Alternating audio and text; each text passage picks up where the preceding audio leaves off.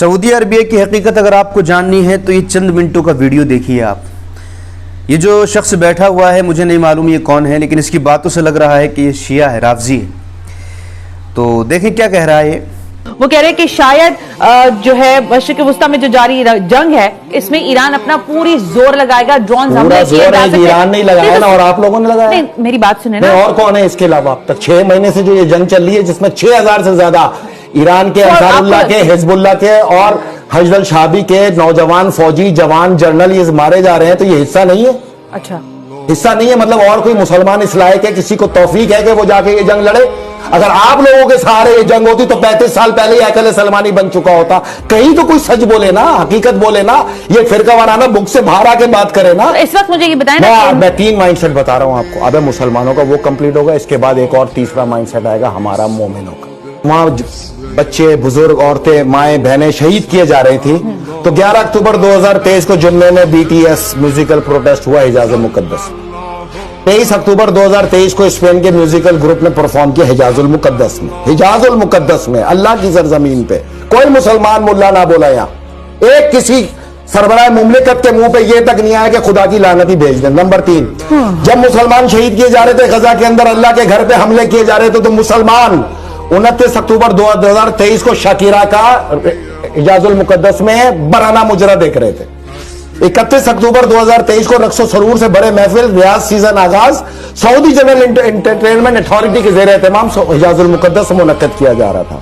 17 से 16 दिसंबर 2023 तक sand storm musical concert, जिसमें पूरी दुनिया के मायानाज फनकार तशरीफ लाए। जब उधर अल्लाह के घर पे हमले चल रहे थे, मुसलमान यहाँ पे कंसर्ट देख रहे थे। माह अक्टूबर में हिजाजी के अंदर 9 ट्रेड शो हुए। इस जंग की तरफ किसी की तवज्जो नहीं। अच्छा, इसी के साथ रेड सी फिल्म फेस्टिवल हुआ। जी, ये मुझे पता है। नहीं, पता तो है। हाँ। डूब मरने का मुकाम है, अगर पता है तो डूब के मर जाना चाहिए। उधर अल्लाह का घर जिसकी हुर्मत कुरान बता रहा है, उधर अल्लाह का घर जहां पे मुसलमान मोमिनीन, माए, बहने, बच्चे कत्ल और ज़िबा किए जा रहे हैं, भूखे प्यासे मारे जा रहे हैं, और पता है तो फिर डूब के मरना चाहिए। अगर ये पता है तो हिजाज मुकद्दस है, वो भी मुकद्दस सरजमीन और ये भी मुकद्दस सरजमीन। उस मुकद्दस सरजमीन का मुसलमानों का कत्लेआम, इस मुकद्दस सरजमीन पे बराना रक्कासाओं के मुजरे। अच्छा, तो इसका हल क्या है हमारे पास? हमने आगे क्या? 24 जनवरी 2024 को सबसे बड़ा हमला हुआ था गजा के ऊपर। ये ग़िज़ाई हमला, जब वो ग़िज़ा फेंकी जा रही थी और वो ग़िज़ा हेलीकॉप्टरों से हमला किया गया। उस दिन हिजाजुल मुकद्दस सऊदी अरब में शराब खाने का इफ्तिदा किया जा रहा था, सरकारी शराब खाने। 14 फरवरी 2024 को इंतहा पसंद अबू ज़ैदी में मंदिर की इफ्तिदा कर रहा था। ये सब हलाल। और जन्नतुल बकी के अंदर मज़ारात आज भी शिर्क, उधर किसी की तवज्जो नहीं। आले रसूल, आले मोहम्मद के मज़ारात जो इन्होंने बिल्डोज किए, उसमें बात करें तो दुनिया के अंदर कश्त खून और कत्लेआम। ये कौन सा इस्लाम है? तुम किस चीज के मुसलमान हो?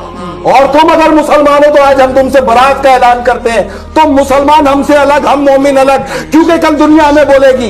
एक तरफ मुसलमान जंग लड़ रहे थे, एक तरफ शराब खाने के अड्डे खोल रहे थे, एक तरफ मुसलमान जंग लड़ रहे थे, एक तरफ यहाँ पर मंदिरों की तामीर की जा रही थी, एक तरफ मुसलमान जंग लड़ रहे थे, और एक तरफ जब मुसलमानों ने यमन से तमाम इसराइल का कष्ट रोका, तमाम असला रोका, तमाम जहाज रोके, तमाम पेट्रोल रोका, उनके जहाजों को गर्क कर दिया, तो उसी तरफ सऊदी अरब, UAE और उर्दन और तुर्की, मुसलमान मुल्क, उर्दन के रास्ते 3 महीने से इसराइल को असला भी पहुंचा रहे, खाना भी पहुंचा रहे, अद्वियात भी पहुंचा रहे। 9 किलोमीटर। जो भी बातें इन्होंने कही, इनमें से कुछ बातें ऐसी हैं कि जिनसे मैं इत्तेफाक रखता हूं कि जिस वक्त वहाँ पर फ़िलिस्तीन में हमले हो रहे थे, उस वक्त सऊदी अरबिया में म्यूज़िकल कॉन्सर्ट्स चल रहे थे, या फिर ये कि वहाँ पर इफ्तिताह हो रहे थे बहुत सारी ऐसी चीज़ों के जो कि गैर इस्लामी हैं।